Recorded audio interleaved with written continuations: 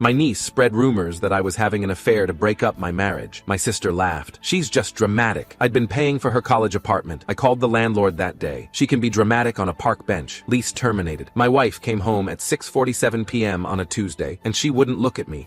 Wouldn't make eye contact. Wouldn't look at me at all. She walked through the front door, set her purse on the counter, and stood in the kitchen with her arms crossed tight against her chest, tears running down her face in silent streams. "Rachel, what happened?" She shook her head. Wouldn't answer. Just stood there crying, staring at the floor tiles like they held some answer I couldn't see. I'd been married to this woman for 11 years. I knew her moods, her silences, the way she processed stress. This wasn't stress. This was devastation. This was the look of someone whose entire world had just been rearranged without her consent. "Please talk to me. Whatever it is, we can—" "Were you at the Marriott on Route 9 last Thursday?" The question hit me like a physical blow. Not because I was guilty, I wasn't, but because I understood instantly what was happening, what someone had done. "What?" "No, I was at work. You know I was at work. Someone saw you with a woman. Dark hair, red dress. They said you were holding hands in the parking lot. They said they watched you go inside together." "Rachel, that's insane. I've never—" "She described your car, Marcus. She described the dent in the rear bumper. She described your jacket, the gray one with the—" Who said this?" Rachel finally looked at me. Her eyes were red, swollen, absolutely shattered. "I don't know. Someone told Deborah at work. Said they felt bad, that they didn't want to get involved, but their conscience wouldn't let them stay quiet." My stomach dropped. Because I knew exactly who was behind this. Knew the pattern, the method,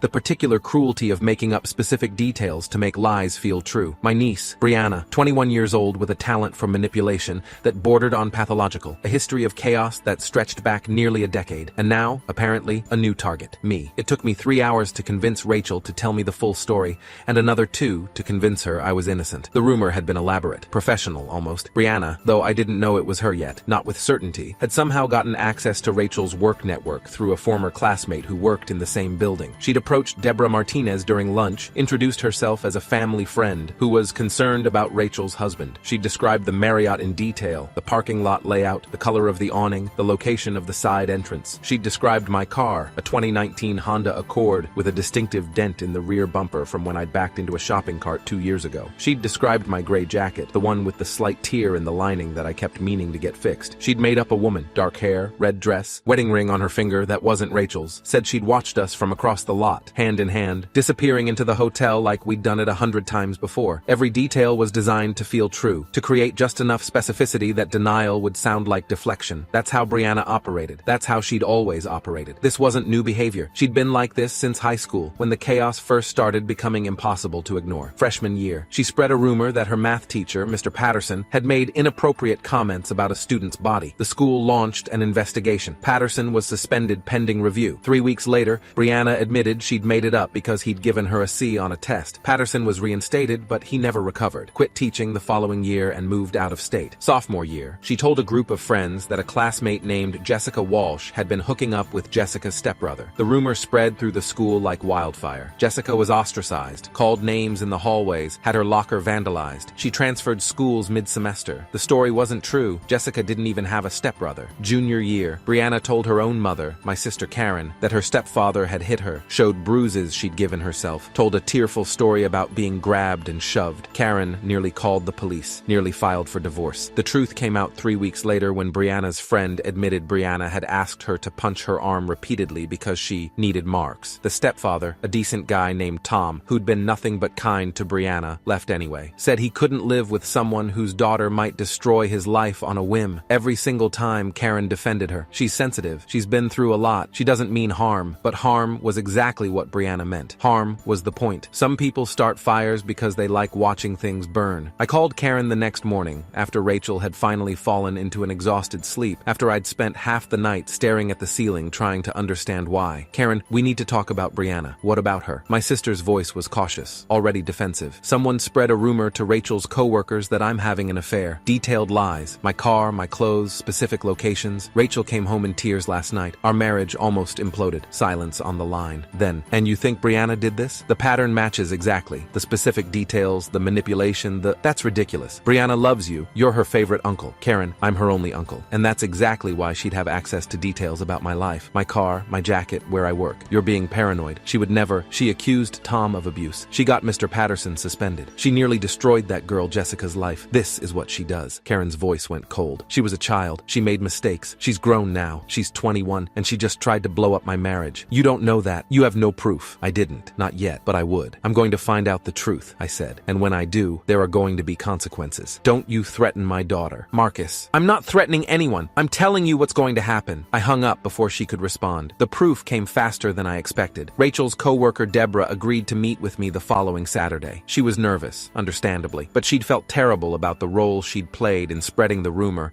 and wanted to help make it right. The woman who approached me was young, Deborah said. Early 20s maybe. Blonde hair, very put together. She said her name was Amanda and that she was a friend of Rachel's family. Did she say specifically how she knew us? She said she'd known Rachel since college, that she'd been at your wedding. Rachel and I had met after college. We hadn't had any mutual friends at our wedding from her school days. Brianna, however, had been there, 8 years old at the time. Flower girl in a dress my sister picked out. Anything else you remember about her? Deborah thought for a moment. She had this way of talking, really confident, really detailed. She made it sound so real. I didn't even think to question it. Did she leave any contact information? Any way to reach her? No, but Deborah hesitated. She did mention something about being in town for school stuff. Said she was staying near the university campus. Brianna went to State, 20 minutes from where Deborah worked. I showed Deborah a photo of Brianna from my sister's Facebook page. Her face went pale. That's her. That's Amanda. But she said she lied. Her name is Brianna. She's my niece. Deborah's hand flew to her mouth. Oh my God. Oh my God. I'm so sorry. I had no idea. She seemed so sincere, so concerned. That's how she operates. That's what she does. I thanked Deborah for her honesty and went home to tell Rachel. Here's what Karen didn't know, what nobody in my family seemed to realize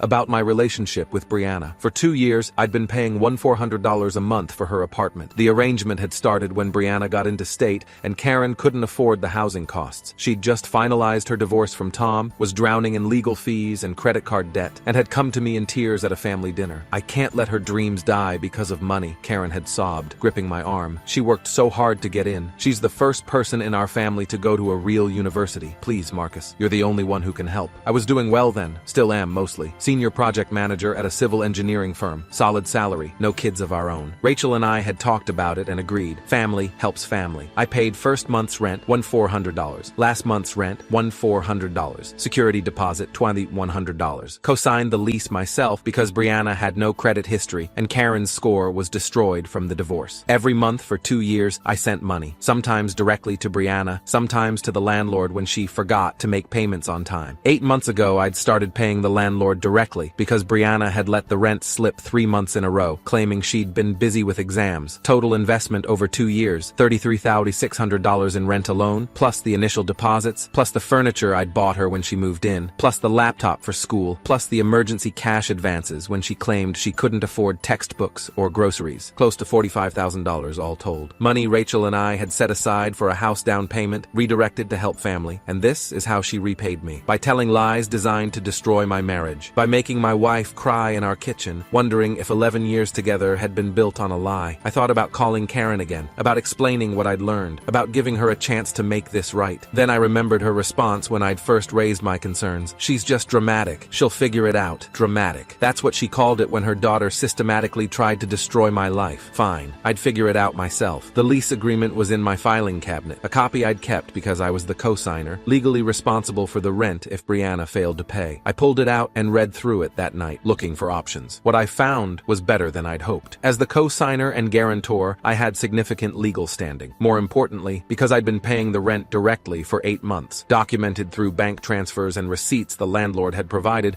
I had a strong argument that I was the de facto tenant. I called Robert Mitchell, a real estate attorney I'd worked with on a project years earlier, and explained the situation. If you've been paying rent directly for that length of time, and the primary tenant has been in effective default, you have options, he said. Depending on the lease terms and local regulations, you could potentially initiate termination proceedings yourself. It's not typical, but it's not unprecedented either. What would that look like? 30 days notice to the landlord that you're withdrawing as guarantor and terminating your financial involvement. The landlord can then decide whether to work with the primary tenant independently or terminate the lease for lack of qualified financial backing. I had Robert draft a letter that afternoon. Then I called the landlord directly. His name was Gerald Hoffman, 62 years old, managed a portfolio of 12 rental properties near the state campus, had dealt with Brianna's payment issues from the beginning. Mr. Chen, I appreciate the call, he said when I explained the situation. Frankly, I've been dreading this conversation. Your niece has been challenging to work with. How so? Late payments, noise complaints from neighbors, a party 6 months ago that caused damage to the common areas. The only reason I haven't terminated is because you've been reliable. You're the one who's actually made this tenancy work. I'm withdrawing my financial support, I said. Effective effective immediately. She can either qualify on her own, which I doubt she can, or you can proceed with termination. Gerald was quiet for a moment. I'll need something in writing. I'll have my attorney send it today. And you understand this means? I understand exactly what it means. 30 days notice. Standard termination procedures. I could hear him typing something on his end. I'll process the paperwork this afternoon. She'll receive formal notice within 48 hours. Thank you, Gerald. Mr. Chen, for what it's worth, I have 2 daughters. If someone did to them what you've described, I'd do the same thing. I sent one text to Brianna that afternoon. Your lease ends next month. I'd start packing. She didn't respond for 6 hours. I imagine she spent that time trying to figure out if I was serious. Calling Gerald, calling Karen, maybe calling the university housing office in a panic. Then my phone exploded. 16 texts in 45 minutes. 4 missed calls. A voicemail where she was sobbing. Actually sobbing. Claiming she didn't mean it. That she was just joking around. That she didn't think anyone would take it seriously. I was just messing around, Uncle Marcus. I didn't think Deborah would actually tell Rachel. I thought it would be funny. Please, please, please don't do this. I'll apologize. I'll do anything. Just don't take my apartment. I read every message. Listened to every voicemail. Then I put my phone down and didn't respond. There's a certain kind of person who only apologizes when consequences arrive. Who says, I didn't mean it, when what they actually mean is, I didn't expect to get caught. Who cries and begs not out of remorse, but out of fear. Brianna was that person. Had always been that person. The apologies weren't real. They were just another manipulation tactic. Another attempt to make the problem go away without actually changing anything. I wasn't playing that game anymore. Karen called that night, and I knew it was going to be bad before I even answered. What did you do? I held the phone away from my ear. Even at arm's length, her voice was a physical force. You can't do this to her. She has finals coming up. She's 3 semesters from graduating. Where is she supposed to go? You're ruining her life over a stupid mistake. I waited until she finished. Let the silence stretch out for a long moment. Then I said exactly what she'd said to me when I'd called about Rachel. She's just dramatic. She'll figure it out. This isn't funny, Marcus. Neither was my wife crying in our kitchen because your daughter told lies about me to destroy my marriage. Neither was 11 years of trust nearly shattered because Brianna thought it would be funny to accuse me of having an affair. She didn't mean stop. Stop right there. I could hear my own voice getting harder, colder. Every time Brianna does something terrible, you say she didn't mean it. She didn't mean to get Mr. Patterson suspended. She didn't mean to destroy Jessica Walsh's life. She didn't mean to accuse Tom of abuse. She just keeps not meaning things, and people keep getting hurt, and you keep making excuses. She was young. She made mistakes. She's 21 years old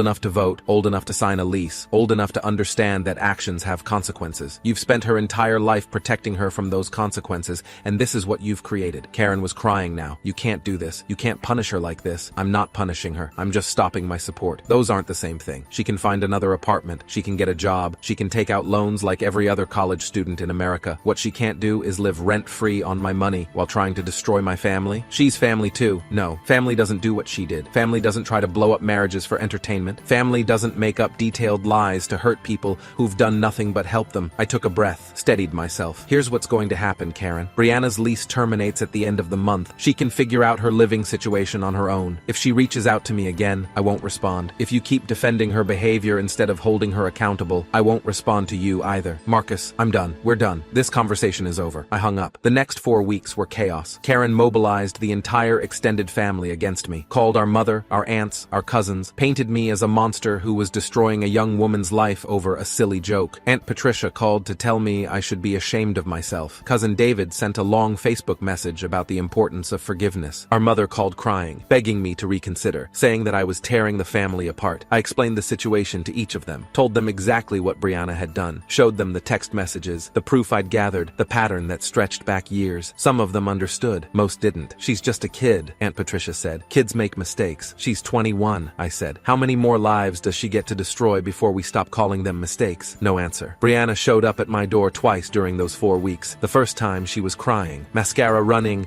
voice trembling, the whole performance. She begged me to reconsider, promised she'd apologize to Rachel, swore she'd never do anything like this again. I didn't open the door, just watched her through the peephole until she finally gave up and left. The second time she was angry, pounded on the door, screamed that I was ruining her life, called me names that would have made our grandmother weep. I still didn't open the door, but I did record the whole thing on my Ring doorbell camera. Documentation, just in case. Rachel and I talked about it every night during those 4 weeks. About Brianna, about Karen, about what this meant for our relationships with the rest of the family. Rachel was angry, not at me, but at the situation, at the fact that someone had tried to destroy what we'd built over a decade together. I keep thinking about what would have happened if Deborah hadn't felt guilty, Rachel said one night. If I'd never found out it was Brianna, would I have believed the lie forever? You would have found out out eventually. The truth always comes out, does it? Mr. Patterson never got his reputation back. That girl Jessica probably still has people who believe the lies about her. Sometimes the truth doesn't come out fast enough. She was right. Sometimes it doesn't. But this time it had, and Brianna was going to live with the consequences. Move out day was a Saturday. I didn't plan to go. Didn't want to make a scene. Didn't want to give Brianna or Karen any ammunition to paint me as vindictive or cruel. But something made me drive past the apartment complex that afternoon. Some need to see it with my own eyes, to witness the consequence, so it felt real. Brianna was in the parking lot, loading garbage bags into the back of Karen's Camry. Her roommate, a girl named Lindsay, who I'd met once at a family gathering, was standing on the second-floor balcony, arms crossed, watching with an expression I couldn't quite read. Brianna looked exhausted, defeated, smaller than I remembered. She looked up as my car passed. For a second, we just stared at each other through the window. I saw recognition in her eyes, then something else, anger, maybe, or shame, or some combination of the two. I didn't stop, didn't wave, didn't say anything. I just kept driving. Last I heard, Brianna's sleeping on Karen's couch. The apartment she'd had, the one I'd furnished, that I'd paid for, that had been her home for 2 years, went to someone else a week after she moved out. Gerald found new tenants almost immediately. College towns are like that. Brianna dropped 2 classes because she couldn't handle the commute from Karen's place, which is 45 minutes from campus. Her academic advisor, I heard this through cousin David, who's apparently the family's designated information broker, told her she might not graduate on time anymore, might need to take an extra semester, which she can't afford, which Karen certainly can't afford. She's apparently looking for a job now, retail probably, or food service. The kind of work she's always looked down on, always assumed she was too good for. Karen still hasn't spoken to me. Neither has Aunt Patricia or cousin David or most of the extended family. They've chosen their side, and I've been written out of the story. That's fine. I can live with that. But here's the thing about consequences. They don't require other people's approval. I didn't pull Brianna's lease to be vindictive. I didn't do it to punish her, though punishment was certainly deserved. I did it because actions have to mean something. Because spending $45,000 to help someone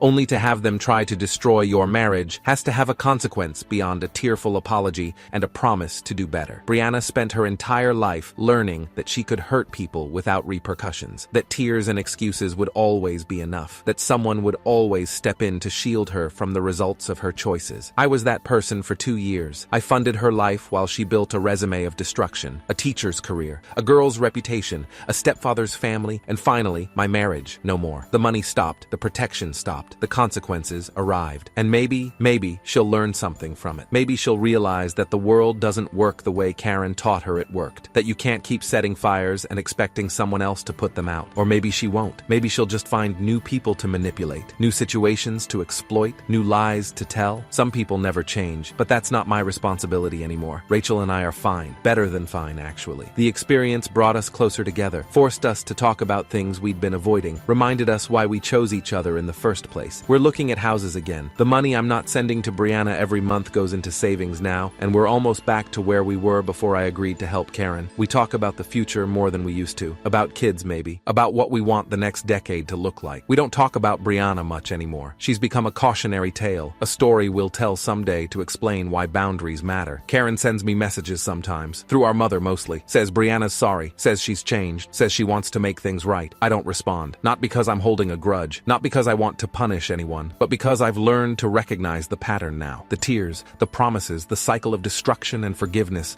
that enables the next round of destruction. Some cycles have to be broken. I broke mine. My sister called me dramatic when I told her what Brianna had done. She was right, in a way. The whole thing was dramatic. The elaborate lie, the calculated manipulation, the tears and screaming, and 4 weeks of family warfare. But here's what Karen never understood. Drama cuts both ways. Brianna thought she could create chaos without consequence, thought the drama would always flow in one direction, outward, toward the people she targeted, while she remained safely untouched at the center. She was wrong. I didn't fight her, didn't argue or negotiate or try to convince anyone of anything. I just stopped participating, withdrew my support, let gravity do the rest, and now she's living the drama she created. Every day, waking up on her mother's couch. Every day, commuting 45 minutes to classes she can barely keep up with. Every day, living with the consequences of thinking she could hurt people without cost. That's not revenge. That's just physics.